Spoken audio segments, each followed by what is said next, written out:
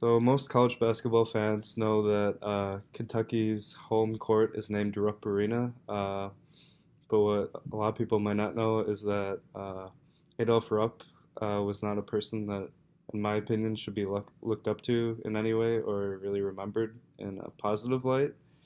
And so I'm going to talk about three main points that support the idea.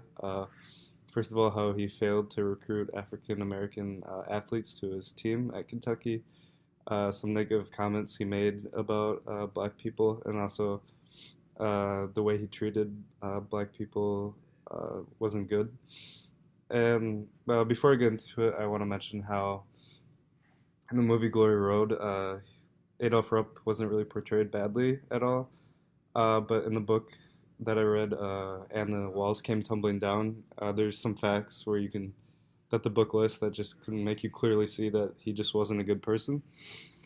So yeah, I'm gonna get into that. So first of all, uh, Adolf Rupp didn't actually recruit his first black player until 1970, which was like years after the president of Kentucky was like pressuring him to, and he just had constant conflict with him because he refused to do it because Rupp just pretty much hated change, and eventually he just became a symbol of like segregation and racism in the South. And Rupp would always claim that he had tried to recruit black players, but he never really or rarely visited them in their homes. He would just send like his assistants to do it. Um, Also, Adolph Rupp always had excuses for whenever Kentucky lost. It wasn't his fault. It was his players' fault. It was the referee's fault. It's the same thing for this. He would say he couldn't hire black players because he couldn't bring them to Mississippi. It would be too dangerous. And then also, he didn't just like silently discriminate against black people. He also said some things vocally. First of all, like he would use the N word pretty commonly, like with other white coaches or to his players. He would also like refer to African Americans with like the term boy kind of disrespectfully sometimes.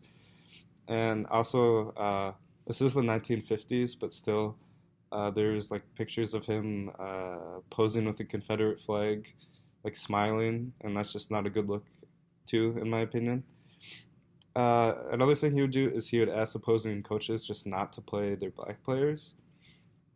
And before the 1966 championship game, he said he would never lose to five blacks. And the reason he said that was he believed that they were just impatient or undisciplined, and that they would just give up if they fell behind. And then so Adolf Rupp didn't interact with black people very often, but when he did, it usually wasn't very good.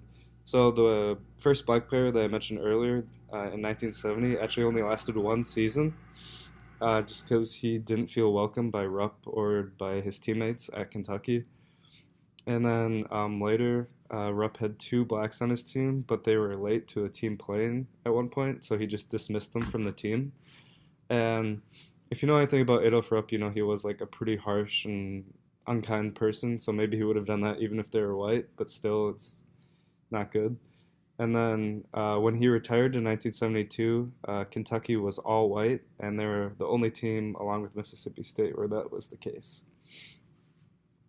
Uh, so, I think an example that kind of ties all these points together and makes you see like how bad his legacy was that 20 years later, a black athlete named Jason Osborne actually refused to attend Kentucky or play for them because he knew that Rupp used to coach there. This was long after Rupp retired, but just that legacy made him not want to play there. And so I think with all these points and that final example, that makes you see that Adolf Rupp really was just like a racist and a bad person that shouldn't be looked up to.